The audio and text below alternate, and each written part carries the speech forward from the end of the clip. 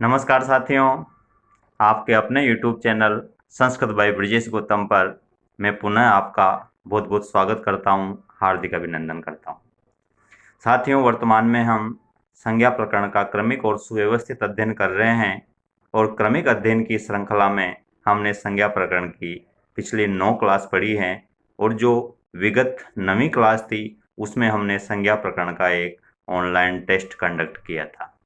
आज की क्लास में अर्थात संज्ञा प्रकरण पार्ट 10 में हम उस ऑनलाइन टेस्ट का ऑनलाइन सॉल्यूशन करने जा रहे हैं। तो आइए पुनः आज की क्लास में ऑनलाइन टेस्ट सॉल्यूशन में आप सभी का बहुत बहुत स्वागत है। तो आइए टेस्ट स्टार्ट करते हैं। सबसे पहले हम टेस्ट में स्टार्ट का बटन दबाते हैं। स्टार्ट में सबसे पहले ये नेम मांग रहा है। मेरा यहाँ पर मैं नाम डाल देता हूँ ब्रजेश गौतम। जो बच्चों ने पिछली क्लास में ऑनलाइन टेस्ट में टेस्ट देते समय जो मिस्टेक्स की थी और पूरे क्वेश्चन अटेम्प्ट किए बिना उनका टेस्ट सबमिट हो गया था, तो आज आप इस क्लास से टेस्ट देने की प्रोसेस भी पूरी सीख लें, किस तरह से टेस्ट दिया जाता है, ताकि पूरे क्वेश्चन आप अटेम्प्ट कर सको। ये हमने नाम एंटर कर दिया। इसके बाद हम आगे की तरफ बढ़ते हैं। सबसे पहले हम आते हैं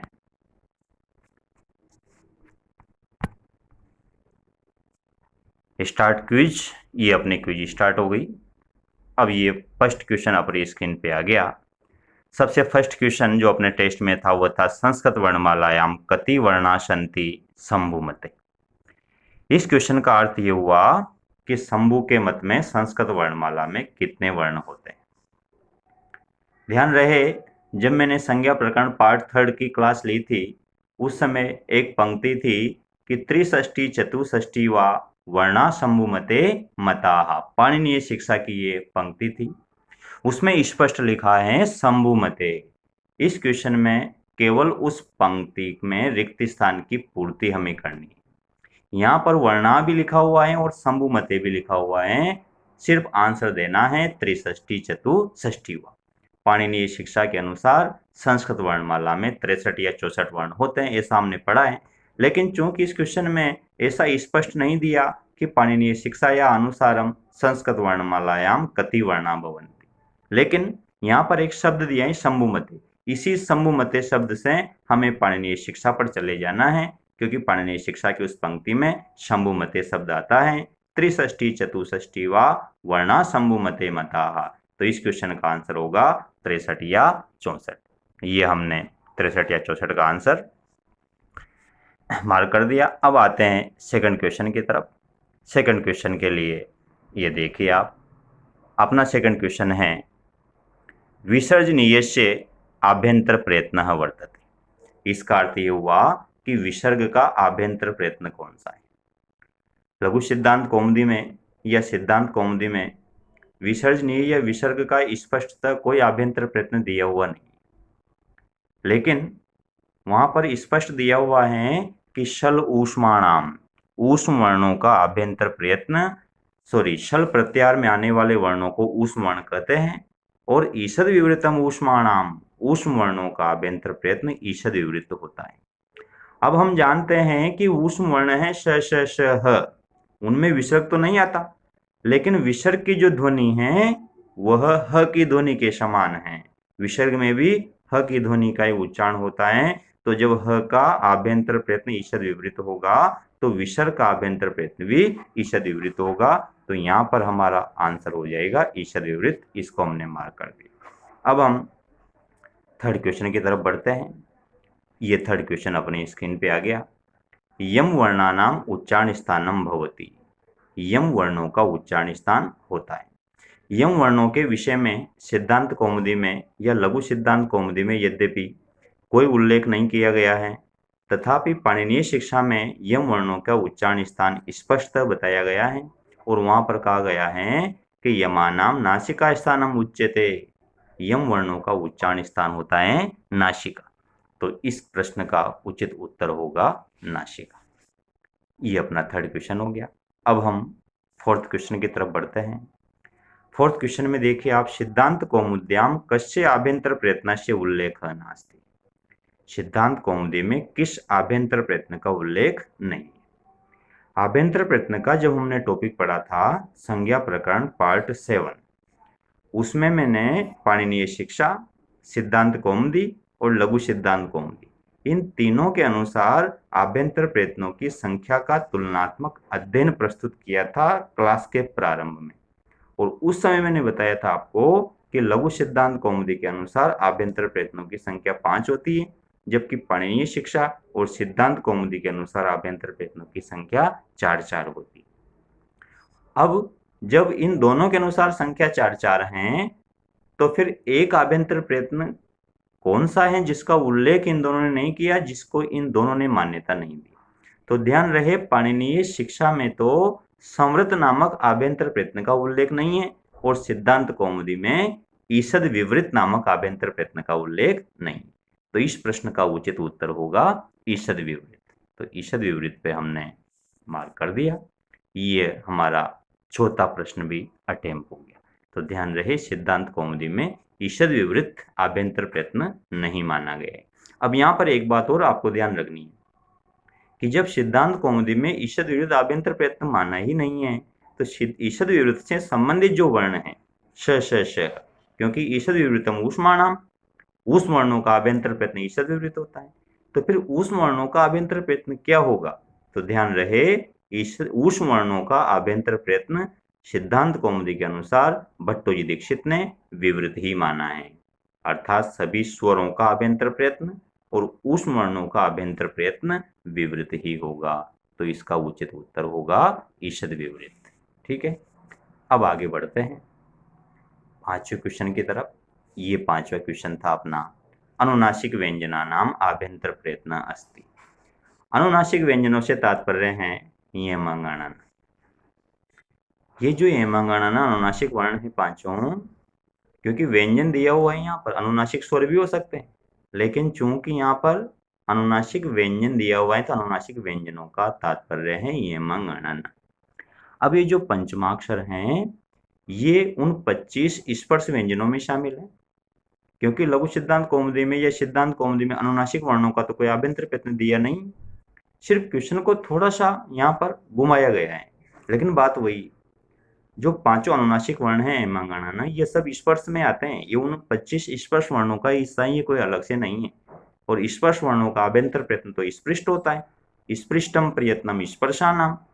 जब 25 स्पर्श वर्णों का आभ्यंतर प्रयत्न स्पृष्ट होता है, तो इसका सीधा सीधा तात्पर्य है कि इन पांचों अनुनासिक वर्णों का आभ्यंतर प्रयत्न भी स्पृष्ट होगा। तो इस प्रश्न का उचित उत्तर होगा स्पृष्ट। ठीक है, अब हम छठे क्वेश्चन की तरफ बढ़ते हैं। ये अपना छठा क्वेश्चन आ गया, एकादश बाह्य प्रयत्नेषु व्यंजन वर्णेभ्य कति बाह्य प्रयत्नाः सन्ति। ध्यान से पढ़ना इस क्वेश्चन को। 11 बाह्य प्रयत्नों में व्यंजन वर्णों के लिए कितने बाह्य प्रयत्न हैं। 11 बाह्य प्रयत्नों में से 3 बाह्य प्रयत्न तो स्वरों के लिए हैं, स्वराणाम उदात्त अनुदात्त स्वरिता। अब बचे कितने, 8। तो इसमें जो 8 ऑप्शन तीसरे क्रम पर नजर आ रहे हैं वो अपना उत्तर हो। 8 बाह्य प्रयत्न तो है व्यंजनों के लिए और 3 बाह्य प्रयत्न हैं स्वरों के लिए। यद्यपि एक व्यंजन के 8 बाह्य प्रयत्न नहीं होंगे, प्रत्येक व्यंजन के 4 ही बाह्य प्रयत्न होंगे, लेकिन यहाँ पर 4 ऑप्शन में नहीं है। और क्वेश्चन की आप लैंग्वेज देखिए कि व्यंजन वर्णों के लिए कुल कितने बाह्य प्रयत्न हैं, तो सारे व्यंजनों की बात हो रही है यहाँ पर, और समस्त जो 33 व्यंजन हैं उन सभी के लिए कुल मिलाकर कितने बाह्य प्रयत्नों का उल्लेख है, 8। तो यहाँ पर हमारा उत्तर होगा 8। ठीक है, 3 तो स्वरों के लिए और 8 व्यंजनों के लिए। चलिए 7वें क्वेश्चन की तरफ बढ़ते हैं। 7वां क्वेश्चन आता है अपना, माहेश्वर सूत्रेषु कस्मिन् सूत्रे स्थितः अकारः अनुनासिकः अस्ति। माहेश्वर सूत्रों में किस सूत्र में स्थित अ अनुनासिक है। देखो, माहेश्वर सूत्रों के नीचे एक पंक्ति आती है, हकारादिषु अकारः उच्चारणार्थ।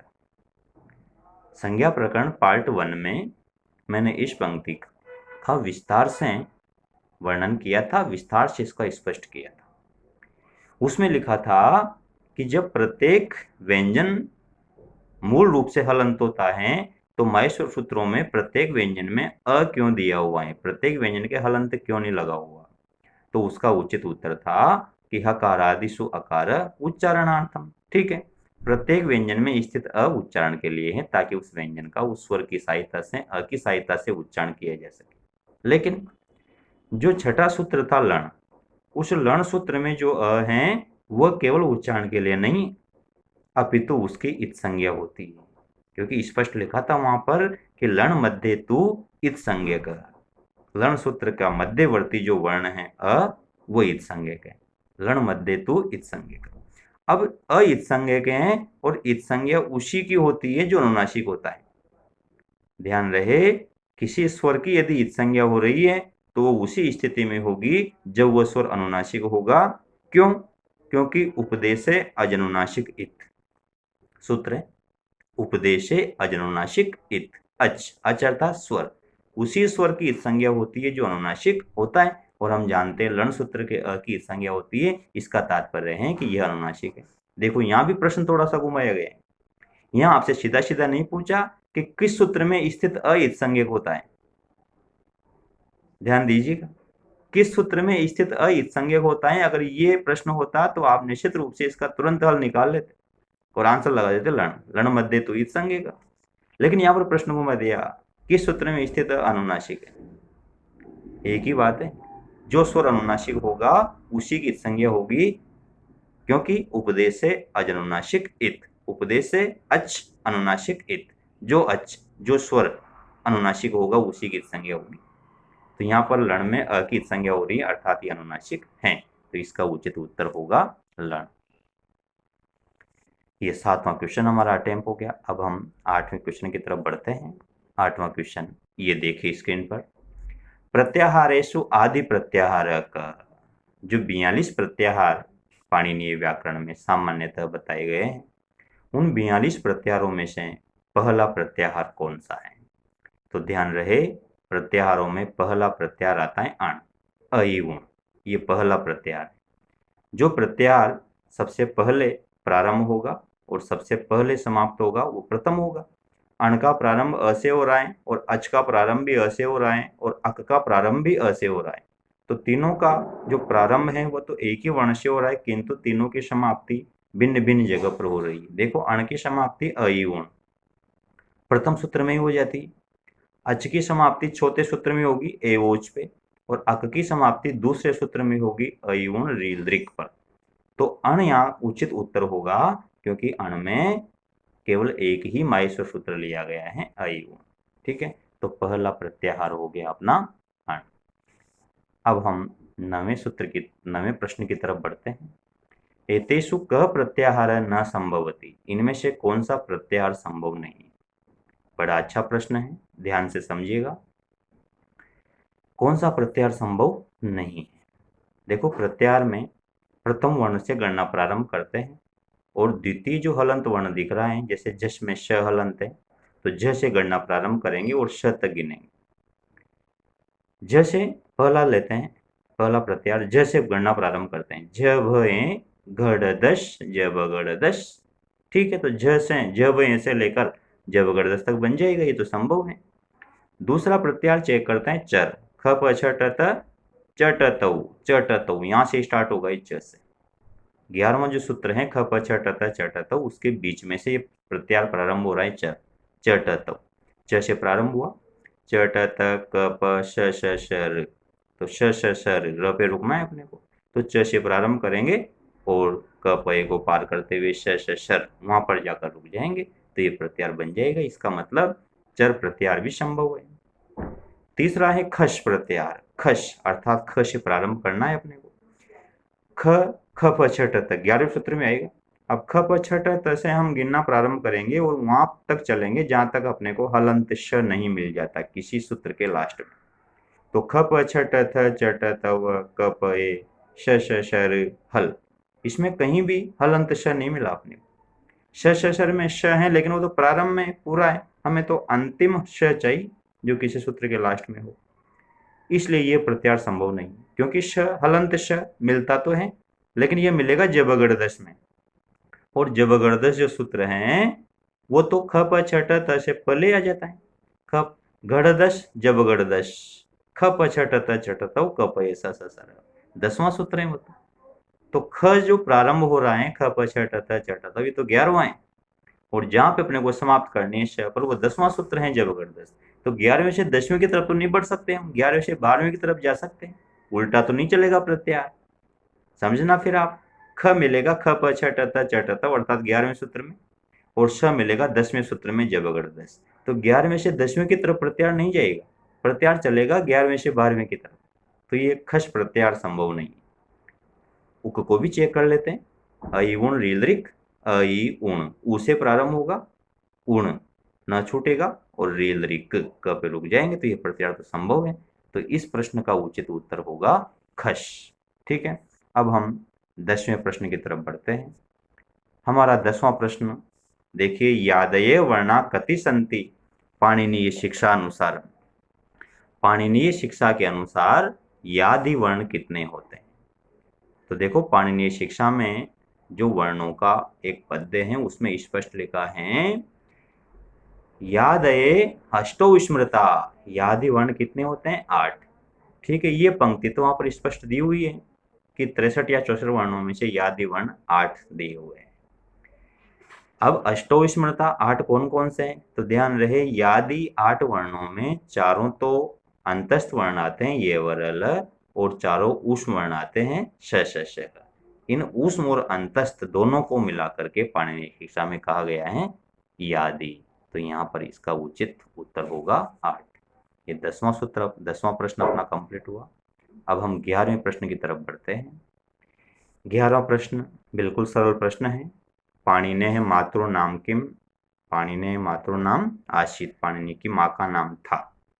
तो जब पाणिनि का परिचय हमने पढ़ा था संज्ञा प्रकरण पार्ट 3 में, तो उसमें बताया था कि पाणिनि की माँ का नाम दाक्षी था, पाणिनि के पिताजी का नाम पणिन था।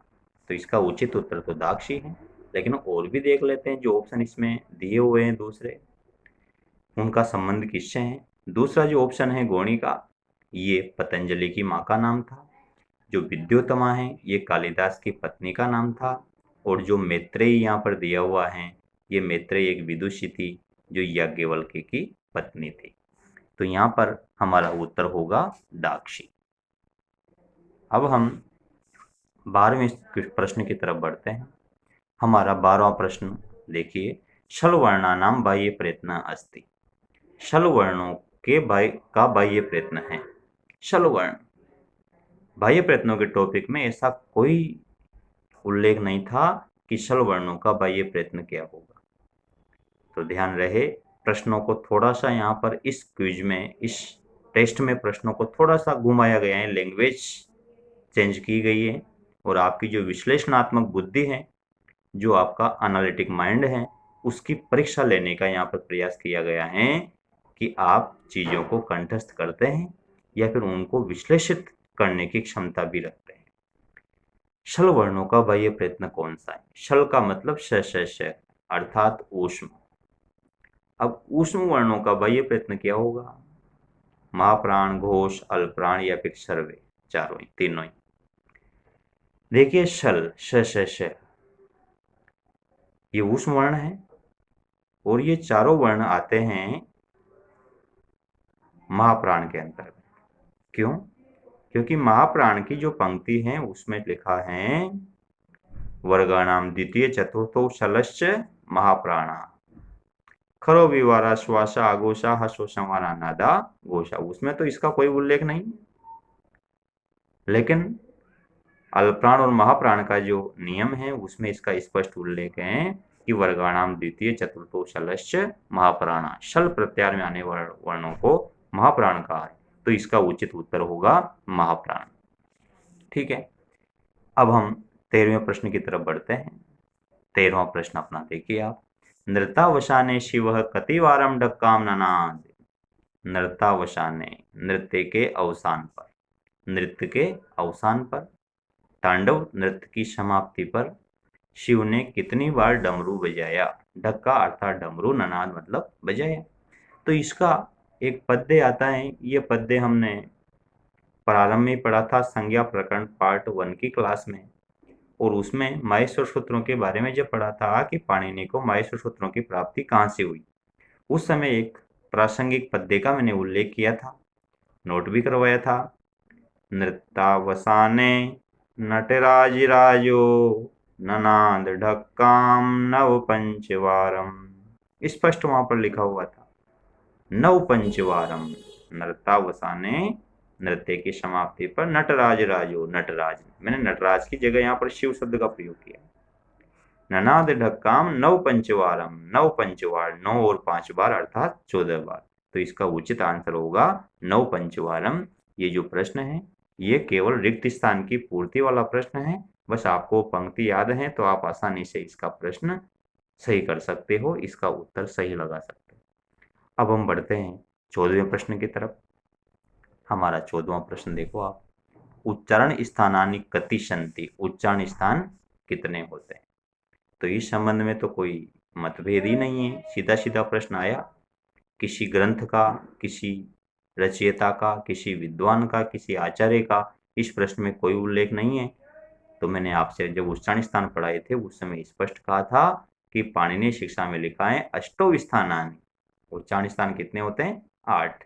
अगर किसी ग्रंथ का उल्लेख नहीं है तो आपको उच्चारण स्थान 8 लगाने, और यदि 8 ऑप्शन में नहीं है तो फिर आपको उच्चारण स्थान लगाने 11, क्योंकि लघु सिद्धांत कौमुदी और सिद्धांत कौमुदी में 11 उच्चारण स्थानों का उल्लेख है। तो यहाँ पर सिंपल सा प्रश्न है, उच्चारण स्थान कितने हैं। अभी तक ये परीक्षा में पूछा भी गया है, तो इसका उचित उत्तर है 8। ठीक है, अब हम 15वें प्रश्न की ओर बढ़ते हैं। 15वां प्रश्न देखिए अपना, अघोष वर्णानाम संख्या का वर्तते। अघोष वर्णों की संख्या कितनी है। अब अघोष वर्ण कौन कौन से होते हैं, बाह्य प्रयत्न की वो पंक्ति याद कीजिए। खरो विवारा श्वासा अघोषा। खरो विवारा श्वासा अघोषा अर्थात खर प्रत्यार में आने वाले वर्णों के 3 बाह्य प्रयत्न होते हैं, विवार, श्वास, अघोष। तो अघोष वर्णों का संबंध खर प्रत्यार से है। अब खर प्रत्यार में जितने वर्ण आते हैं वे सब अघोष वर्ण कहलाएंगे। खर प्रत्यार के वर्णों को गिन लेते हैं। ख प छ ट थ च ट त, क प श श श। ख प छ ट त च ट त से स स तक जितने भी आते हैं वो सब अघोष हैं। या यूं कहें सीधे सीधा कि प्रत्येक वर्ग का पहला, दूसरा और श श श ये खर में आते हैं।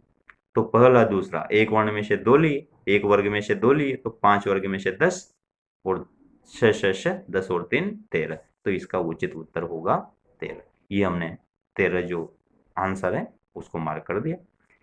अब हम 16वें प्रश्न की तरफ बढ़ते हैं। ये अपना 16वां प्रश्न देखिए आप। अधोलिखितेषु घोष वर्ण नास्ति। निम्न में से घोष वर्ण नहीं है। घोष वर्ण कौन कौन से होते हैं, बाह्य प्रयत्न की उस पंक्ति पर चलिए। हसो समारा नादा घोषा। हर्ष प्रत्यार में आने वाले वर्णों के 3 बाह्य प्रयत्न होते हैं, समार, नाद और घोष। तो हर्ष प्रत्यार में जो वर्ण आता है वह घोष है, और हर्ष प्रत्यार में जो वर्ण नहीं आता वह अघोष है। अपना प्रश्न है अधोलिखितेषु घोष वर्ण नास्ति, अर्थात हर्ष प्रत्यार में जो नहीं आता वो घोष वर्ण नहीं है। तो ये प्रश्न कुछ इस तरह से हो गया कि कौन सा वर्ण हर्ष प्रत्यार में नहीं आता, बस वही घोष नहीं है, यही पूछा है। तो चेक कर लीजिए कौन सा हर्ष में नहीं आता। हर्ष का अर्थ है तीसरा, चौथा, पांचवा और ह ये वरल। देखिए आप, तीसरा, चौथा, पांचवा और ह ये वरल ये घोष के अंतर्गत नहीं आता है। तीसरा, चौथा, पांचवा तो देखो क ख ग घ ङ, क ख ग घ ये तो चौथा है अर्थात ये तो आता है। त थ द ध न ये पांचवा है अर्थात ये भी आता है। ह ये वरल ह ये भी आता है, लेकिन श ये हर्ष में नहीं आता, ये खर में आता है। खर का मतलब है पहला, दूसरा, श श श। तो स खर में आता है, तो फिर इसका जो बाह्य प्रयत्न है वो घोष नहीं हो सकता। तो इसका उचित उत्तर होगा स। ठीक है, ये अपना 16वां प्रश्न था। अब हम 17वें प्रश्न की तरफ बढ़ते हैं। 17वां प्रश्न अपना देखिए स्क्रीन पर, द्विमात्रिक स्वर कथ्यते। द्विमात्रिक स्वर कहलाता है। द्विमात्रिक स्वर कौन सा है? एक मात्रिको भवेदहर्षो द्विमात्रो दीर्घ उच्यते। एक मात्रिक स्वर को ह्रस्व कहते हैं और द्विमात्रिक को दीर्घ कहते हैं, त्रिमात्रिक को प्लुत कहते हैं। चूंकि हमसे द्विमात्रिक पूछा गया है तो हमारा उत्तर होगा दीर्घ। सिंपल सा प्रश्न है। 18वें प्रश्न की तरफ बढ़ते हैं। मुख नासिकया उच्चार्यमाणस्य वर्णस्य का संज्ञा। मुख और नासिका दोनों की सहायता से उच्चारित वर्ण को क्या कहा जाता है? तो इसकी तो स्पष्ट परिभाषा है, मुख नासिका वचनोनुनासिक। जब मैंने स्वरों के भेद पढ़ाए थे आपको संज्ञा प्रकरण पार्ट 4 की क्लास में, तो संज्ञा प्रकरण पार्ट 4 में मैंने स्पष्ट लिखाया था कि अनुनासिक किसे कहते हैं, मुख नासिका वचनों अनुनासिक। हर्ष और दीर्घ प्लुत की परिभाषा भी मैंने वहां बताई थी आपको, उदात्त अनुदात्त स्वरित की परिभाषा भी बताई थी और अनुनासिक अनुनासिक की परिभाषा भी बताई थी। तो मुख और नासिका से उच्चारित होने वाले वर्णों को अनुनासिक कहते हैं, तो इसका उचित उत्तर होगा अनुनासिक। ठीक है, अब हम बढ़ते हैं 19वें प्रश्न की ओर। 19वां प्रश्न अपनी स्क्रीन पे देखिए आप। उपदमानीय से स्थानम वर्तते। स्थानम से तात्पर्य है उच्चारण स्थान। उपदमानीय वर्णों का उच्चारण स्थान कौन सा है? तो ध्यान रहे, उपदमानीय वर्णों का उच्चारण स्थान होता है ओष्ठ, क्योंकि उच्चारण स्थान में स्पष्ट लिखा है उपुपदमानीयानाम ओष्ठौ। उपुपदमानीयानाम, उ पवर्ग और उपदमानीय वर्णों का उच्चारण स्थान ओष्ठ होता है, तो यहाँ पर हमारा उचित उत्तर होगा ओष्ठ। अब हम बढ़ते हैं 20वें प्रश्न की ओर। देखो 20वां प्रश्न है, अवर्गीय व्यंजनाः कति सन्ति। अवर्गीय व्यंजन कितने होते हैं? तो 33 व्यंजनों में से 25 तो होते हैं स्पर्श, उनको तो वर्गीय व्यंजन कहते हैं, पांचों वर्गों में जो आते हैं, और जो पांचों वर्गों में नहीं आते वह कहलाते हैं अवर्गीय व्यंजन। तो देखो पांचों वर्गों में 25 तो आएंगे, अब बचे 8, वह अवर्गीय होते हैं। इनमें चारों अंतस्थ और चारों ऊष्म आते हैं। जो हमने अभी पढ़ा था ना यादि वर्ण 8 होते हैं, वो यादि वर्ण ही अवर्गीय व्यंजन है, तो इसका उचित उत्तर होगा 8। ये हमारा 20वां प्रश्न हुआ। अब हम बढ़ते हैं 21वें प्रश्न की तरफ। प्रत्याहारेषु अंत्यः प्रत्याहारः कः। प्रत्याहारों में अंतिम प्रत्याहार कौन सा है? इससे पहले हमने प्रश्न पढ़ा था कि प्रत्याहारों में पहला प्रत्याहार कौन सा है, तो पहला प्रत्याहार तो अण था और अंतिम प्रत्याहार है शल। 13वां सूत्र है श श श और 14वां है हल। उन दोनों सूत्रों को मिलाकर एक प्रत्याहार बनाया गया है श श श हल अर्थात शल। ये अंतिम प्रत्याहार है, इसके बाद उन 42 प्रत्याहारों में कोई प्रत्याहार नहीं बनता, तो इसका उचित उत्तर हो गया शल। अब हम बढ़ते हैं 22वें प्रश्न की ओर। 22वां प्रश्न देखिए आप। माहेश्वर सूत्रेषु इत्संज्ञक वर्णानाम संख्या वर्तते। माहेश्वर सूत्रों में इत्संज्ञक वर्णों की संख्या कितनी? स्पष्ट लिखा था माहेश्वर सूत्रों की क्लास में, संज्ञा प्रकरण पार्ट 1 में। एषाम अंत्या इतः। इन माहेश्वर सूत्रों के प्रत्येक सूत्र के अंतिम व्यंजन की इत्संज्ञा होती है। अब माहेश्वर सूत्र 14 है, तो 14 सूत्रों में से प्रत्येक सूत्र के अंत में जो हलंत व्यंजन आता है उसकी इत्संज्ञा होती है। अई उण में ण की इत्संज्ञा होती है, रील ऋक में क की इत्संज्ञा होती है। तो 14 सूत्रों के 14 इत्संज्ञक वर्ण हो गए। इसके अतिरिक्त हमने पढ़ा था लण मध्य तु इत्संज्ञक। लण सूत्र के मध्य में जो वर्ण आ रहा है वो भी इत्संज्ञक है, तो 14 और 1 15। तो माहेश्वर सूत्रों में इत्संज्ञक वर्णों की संख्या है 15, तो हमारा उत्तर होगा 15। ठीक है, अब हम 23वें प्रश्न की तरफ चलते हैं। सिद्धावस्थायाम ह्रस्व अवर्णस्य आभ्यंतर प्रयत्न भवति। सिद्ध अवस्था में ह्रस्व अ का आभ्यंतर प्रयत्न कौन सा होता है? आभ्यंतर प्रयत्न पढ़ाते समय जब संवृत्त का क्रम आया था तो उस समय मैंने आपको लिखवाया था कि ह्रस्व अवर्ण से आभ्यंतर प्रयत्न प्रयोग दशायाम संवृतम प्रक्रियायाम तो विवृतमेव। प्रयोग दशा में संवृत होता है और प्रक्रिया दशा में विवृत होता है। तो प्रयोग दशा में होता है संवृत और प्रयोग दशा को ही सिद्धावस्था कहते हैं, तो सिद्धावस्था में भी संवृत ही होगा, तो इसका उचित उत्तर हो गया संवृत। और इस संबंध में तो मैंने आपको एक पंक्ति लिखाई थी कि प्रयोग सिद्ध संवृतम साधन प्रक्रिया विवृतम। प्रयोग सिद्ध संवृतम, प्रयोग या सिद्ध शब्द दिख जाता है तो संवृत लगाना है, और साधन या प्रक्रिया शब्द दिख जाता है तो विवृत लगाना है। तो हमें यहाँ पर सिद्ध शब्द दिख गया सिद्धावस्था, तो फिर हमें यहाँ पर उचित उत्तर होगा संवृत, ये लगाना होगा। अब हम अगले प्रश्न की तरफ बढ़ते हैं। परासित वर्णानाम संख्या वर्तते। ये पाणिनीय शिक्षा से लिया गया प्रश्न है।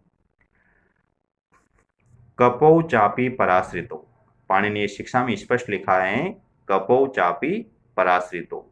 क और प, इनके पहले जो अर्ध विसर्ग का चिन्ह है, जीवा मूल्य और उपदमानी, उन दोनों चिन्हों को पराश्रित कहते हैं। तो पराश्रित वर्णों की संख्या है 2। 63 या 64 वर्णों में इन 2 पराश्रित वर्णों को भी शामिल किया गया है, एक तो जीवा मूल्य और एक उपदमानी, इन दोनों को पराश्रित करते हैं। ठीक है, अब हम 25वें प्रश्न की तरफ बढ़ते हैं। हमारा 25वां प्रश्न देखिए आप। उच्चारण स्थानेषु एषः न गण्यते, उच्चारण स्थानों में इसकी गणना नहीं होती। अर्थात नीचे जो 4 उच्चारण स्थान दिए हुए हैं, इनमें कौन सा उच्चारण स्थान है जिसकी कोई गणना नहीं, जिसका कोई उल्लेख नहीं। देखिए, पाणिनीय शिक्षा में जो 8 उच्चारण स्थान दिए गए हैं, उसमें मूर्धा के लिए शिरः शब्द का प्रयोग किया गया है। उसमें आया है शिरस तथा शिर, अर्थात मूर्धा शिरस। तो ये तो उच्चारण स्थान होता है। यहाँ पर शिर आपको अटपटा लग रहा होगा, क्योंकि लघु सिद्धांत कौमुदी में शिर नामक उच्चारण स्थान का कोई उल्लेख नहीं है। लेकिन जो ऋतु रसाणाम मूर्धा है, तो उस मूर्धा को ही पाणिनीय शिक्षा में शिरस कहा गया है। तो ये तो उच्चारण स्थान होता है, ये तो पाणिनीय शिक्षा में स्पष्ट दिया हुआ है, मूर्धा है ये तो। उरस, ये भी पाणिनीय शिक्षा में दिया हुआ है। उरस नामक उच्चारण स्थान में उरस का अर्थ है वक्ष स्थल। तीसरा है जीवा मूल, तो ये तो उच्चारण स्थान है ही सही, जीवा मूल्य से जीवा मूलम, जीवा मूल्य वर्णों का उच्चारण स्थान जीव का मूल भाग ही होता है। तो जो चौथा यहाँ पर विकल्प है जीवा, ये इसका उचित आंसर होगा, क्योंकि जीवा नामक उच्चारण स्थान का उच्चारण स्थानों में कोई स्थान नहीं है। जीवा मूल का स्थान है, लेकिन जीवा का कोई स्थान नहीं है। 26वां प्रश्न देखिए आप। अनुप्रदान शब्द से को भी प्राय है पाणिनीय शिक्षा अनुसार। तो ध्यान रहे, पाणिनीय शिक्षा में बाह्य प्रयत्नों को अनुप्रदान शब्द से इंगित किया गया है, अनुप्रदान शब्द के माध्यम से उन्हें संबोधित किया गया है। तो यहाँ पर उचित उत्तर होगा बाह्य प्रयत्न। अगला प्रश्न देखिए आप। सुमेलितम युग्मम नास्ति, सुमेलित युग्म कौन सा नहीं है, कौन सा जोड़ा सुमेलित नहीं। एक तरफ वर्ण दिए हुए हैं, उनके सामने उनके बाह्य प्रयत्न दिए हुए हैं। देखिए त, अघोष, त। अब ये देखें कि त अपने वर्ग में किस क्रम पर आता है।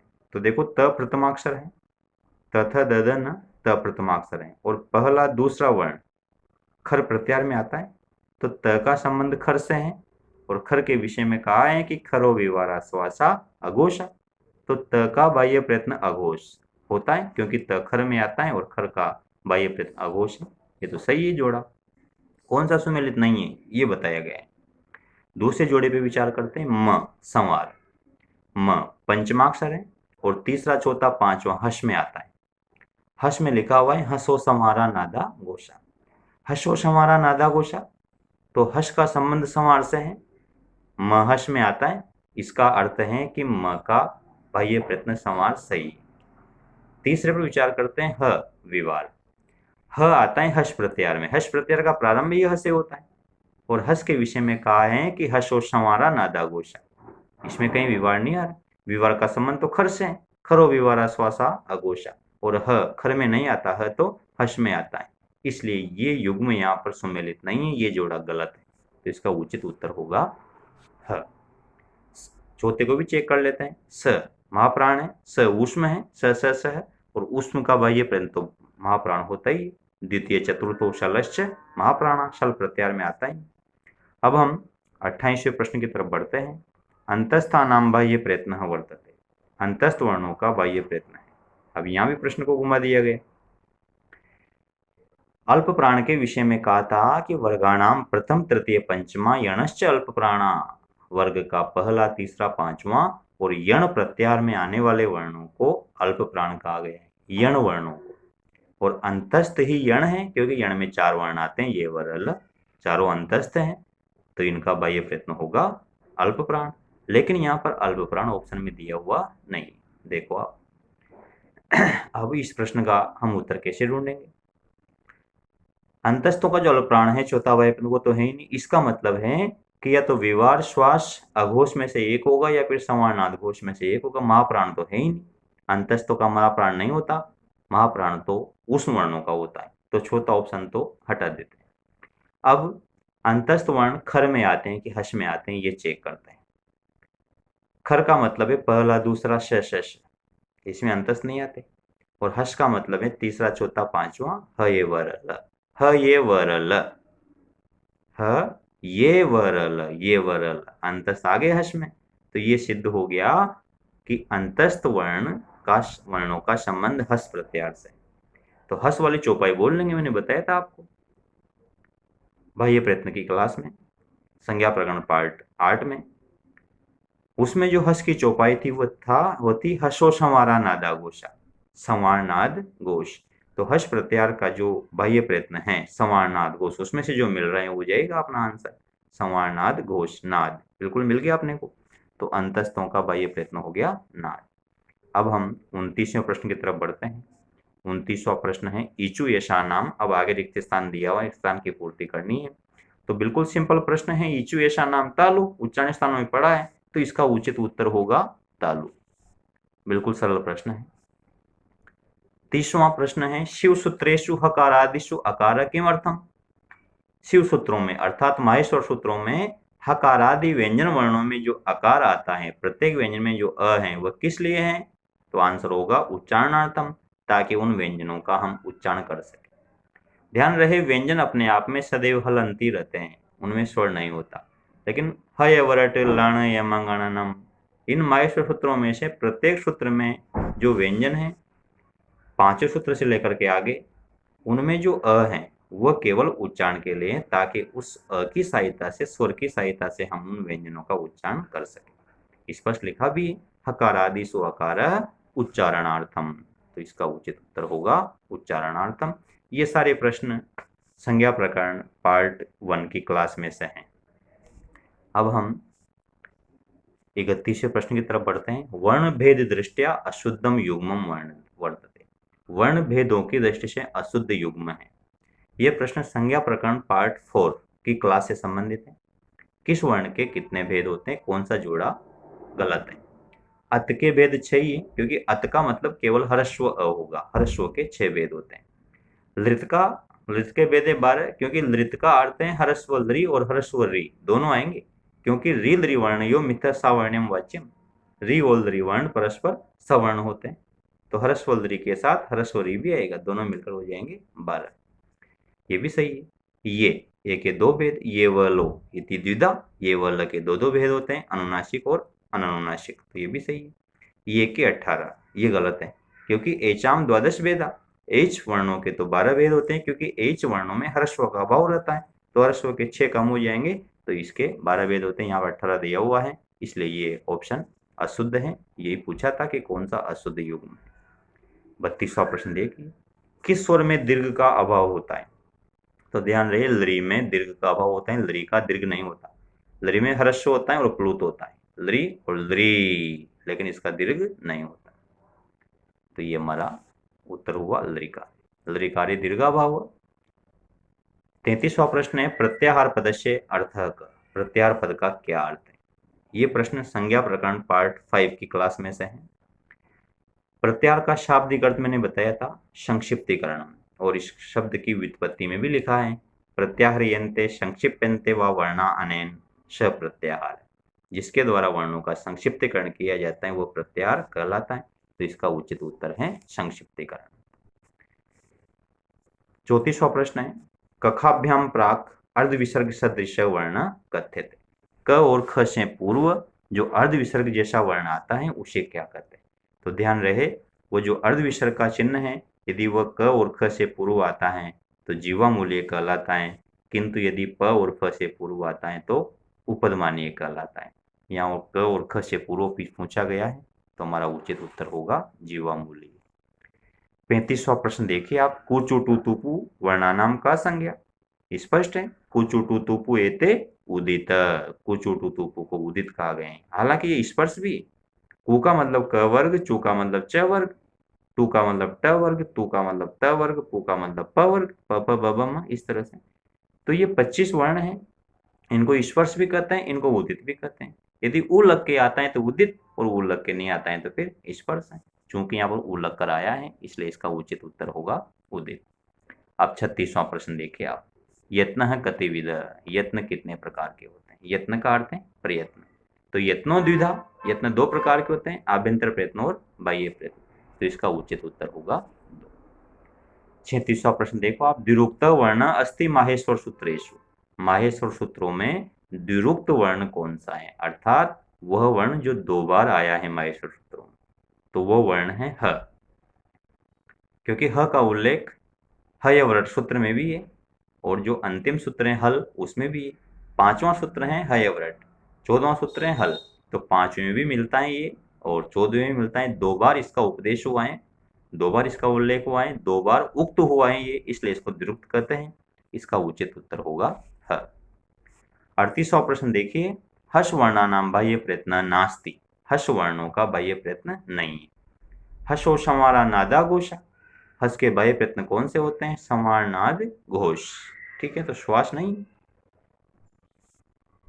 हसो समारा नादा घोषा खरो विवारा श्वासा घोषा, वो पंक्ति यदि याद है तो बाह्य प्रयत्नों का कोई सा भी प्रश्न हल हो जाएगा। द्वयो स्वरयो मध्य स्थित डकार किम संपद्यते, पाणिनीय शिक्षा से लिया गया प्रश्न है। संज्ञा प्रकरण पार्ट 3 की क्लास।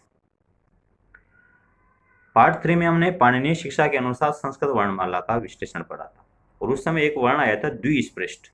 जो द्विस्पृष्ट वर्ण है उसके संबंध में लिखा था कि द्वयो स्वरयो मध्य स्थित डकार लकार संपद्यते, दो स्वरों के बीच में स्थित ड ळ में बदल जाता है, और वो जो ळ है वही द्विस्पृष्ट है। ळ कैसे? जैसे हम बोलते हैं खाड़, खाड़ में ख में आ है, और जो ल में अ है, मुख्य इसका उच्चारण है खाड़, खाड़, जैसे खड्डे में गिर गया, खाड़ी में गिर गया। अब उस खाड़ी को हम खाड़ी बोलते हैं, खाड़ को हम खाड़ बोलते हैं, क्योंकि ख में आ है और ड में अ है। उस आ और अ के बीच में ड है, तो दो स्वरों के बीच में यदि कहीं ड आता है तो वह ल में बदल जाता है, और जो वह ल है वह कहलाता है द्विस्पृष्ट। तो इसका उचित उत्तर होगा द्विस्पृष्ट।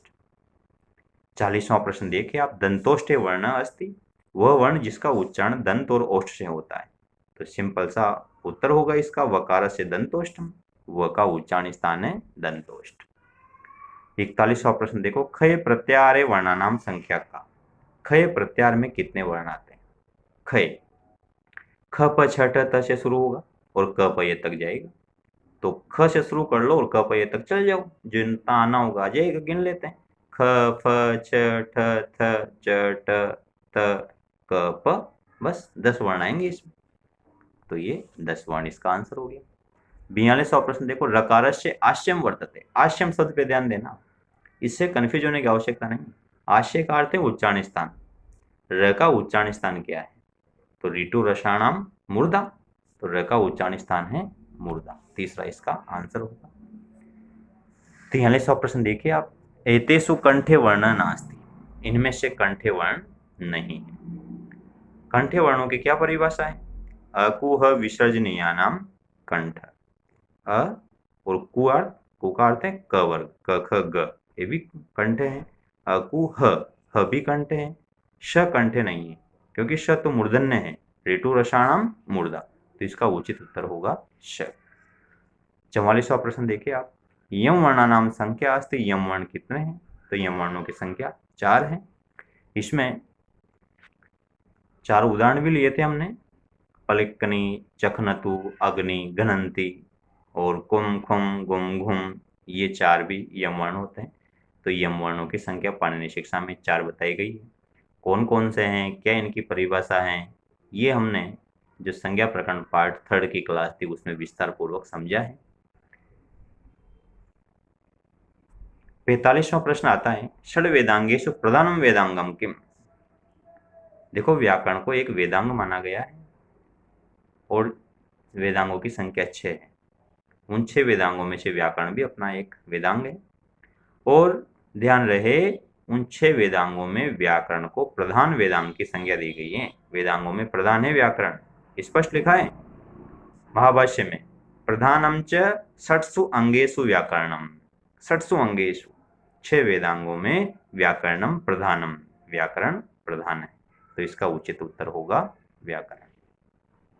ये प्रश्न भी संज्ञा प्रकरण पार्ट 1 का प्रश्न है। अब हम 46वें प्रश्न की तरफ बढ़ते हैं।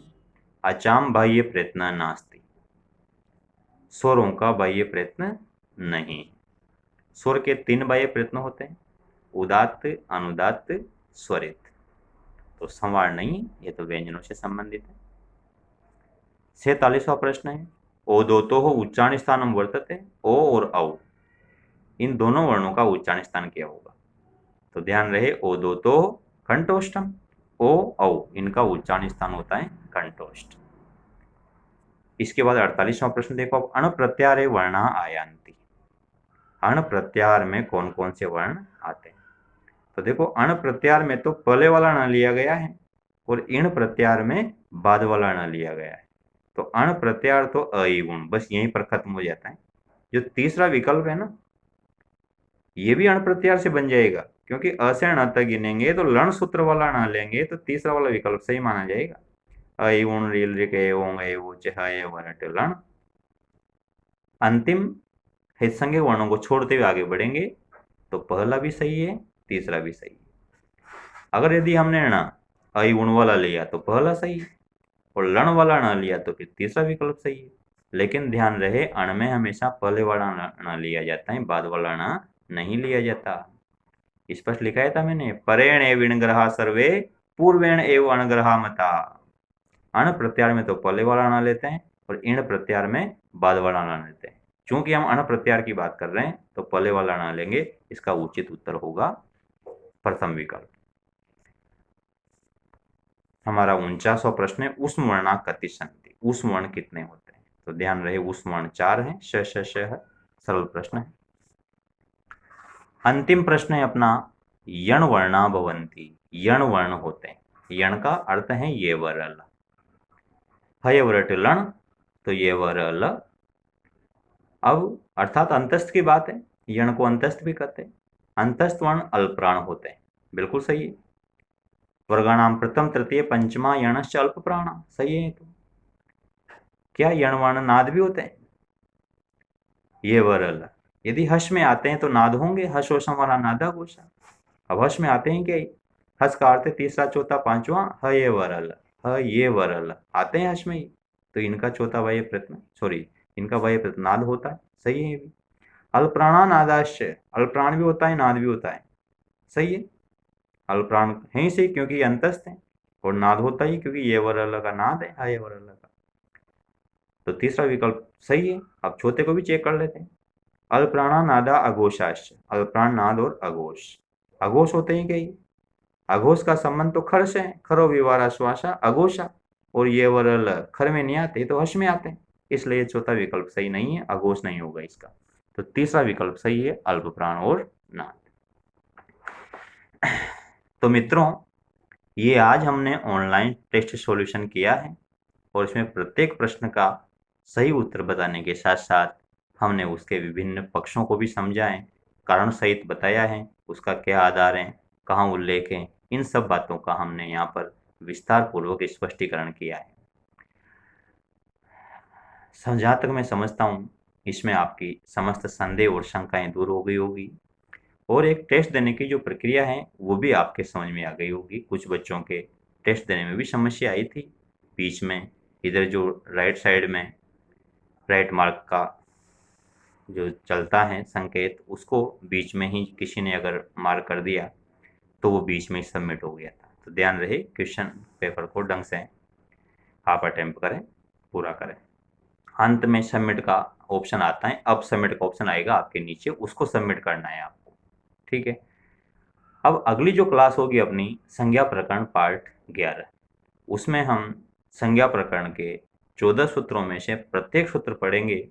पहला सूत्र है हलंत्यम, दूसरा है अदर्शनम लोप। प्रत्येक सूत्र का विस्तार पूर्वक वर्णन करेंगे। वास्तविक संज्ञा प्रकरण हमारा अब प्रारंभ होगा, जो प्रत्येक परीक्षा के लिए second grade, first grade, college lecturer, NET, REET सबके लिए महत्वपूर्ण होगा। तो संज्ञा प्रकरण पार्ट 11 में आपसे फिर मुलाकात होगी। आज के लिए बस इतना ही काफ़ी है। आप सभी का बहुत बहुत धन्यवाद। नमस्कार।